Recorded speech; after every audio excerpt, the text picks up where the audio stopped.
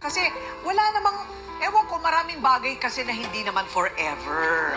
O, ang forever yung tahanan mo sa Rojas. O, ang forever ay yung anak mo. Yan ang mga forever, okay? Kaya nga dapat, pinaghahandaan po natin ang ating katandaan. Anong ibig sabihin nun? Nasa 30 taong gulang pa lang tayo, matagal na yung 40 years old, may plano na tayo sa ating retirement. Sa edad na alam nating mahihirapan na tayong magkatrabaho o magtrabaho. Sa edad na may iba ng mga buhay ang ating mga anak at kapatid. Sa edad na may mga sakit na tayo. Ang sagot, plano, ipon para sa retirement, puhunan sa maliit na tirahan na inyo, kabuhayan na kahit maliit ay pangmatagalan, health at life insurance habang kumikita, at mag-alaga rin sa pamumuhunan sa mga relasyon sa mga taong nakapaligid sa atin. Dahil base sa puhunan natin sa ibang tao, sila rin ang tutulong sa atin kinalaunan sa ating panahon ng pangangailangan. Kaya kailangan maganda ang pakikitungo sa iba para madali ring pakiusapang tumulong sa iyo. Okay, ako po ang inyong ate ko rin nagsasabing may cake ang harapin ng mga issue dahil walang hindi nadadaan sa 33 years old, and it took me 70 years to fully understand what that moment was trying to teach me. It was 1955. October 14th. I remember because it was a Friday, and I'd been planning to go dancing that weekend with my husband, Robert. We'd been married 8 years, had 2 little boys, James and William. Robert worked at the steel mill. Good man, steady, the kind who'd kiss my forehead every morning before he left for work and say, "See you tonight, Dorothy." Except that Friday, he didn't come home. There was an accident at the mill. They said it was quick. They said he didn't suffer. But they always say that, don't they? What they didn't say, what nobody tells you, is that when someone dies suddenly, they take all your unsaid words with them. Every "I love you" you didn't say. Every fight you didn't apologize for. Every moment you were too busy or too tired or too angry to just be present. That night, sitting at our kitchen table, I made a promise to myself. I promised I would never waste another day.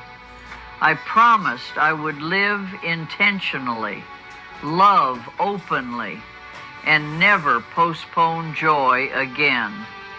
And you know what?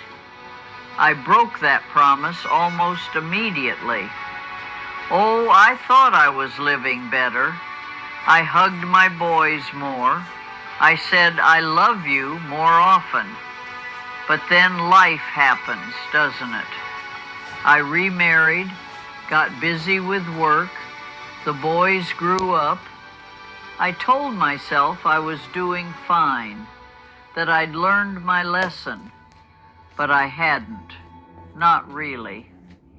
Because here's what I didn't understand at 33, what took me another 70 years to fully grasp. It's not enough to survive tragedy and tell yourself you've changed. The real lesson isn't that life is short. Every greeting card tells you that. The real lesson is that you will forget. You will slip back into autopilot. You will start believing you have time again.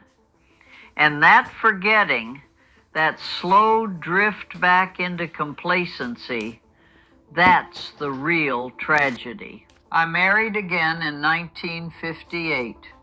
Charles, sweet man. We had 42 years together before his heart gave out. And you know my biggest regret about those 42 years? Not the fights we had, not the money troubles or the disagreements. My biggest regret is all the ordinary Tuesday nights I spent doing laundry instead of sitting with him.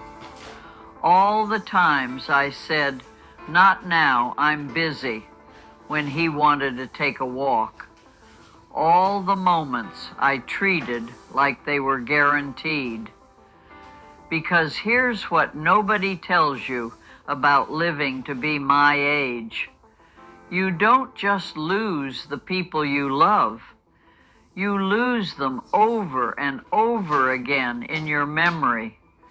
Every time you think about them, you remember another moment you wasted, another conversation you were too distracted to fully hear, another hug you cut short because you had somewhere to be. My son William died in 1987, 45 years old, cancer.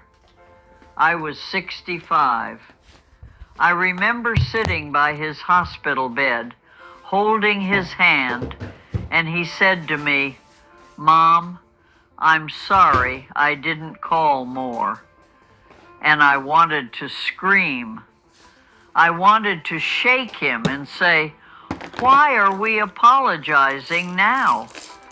Why didn't we call each other every day when we could?" But I didn't say that. I just held his hand and lied. I said, "We had enough time." We didn't. My third husband, Frank,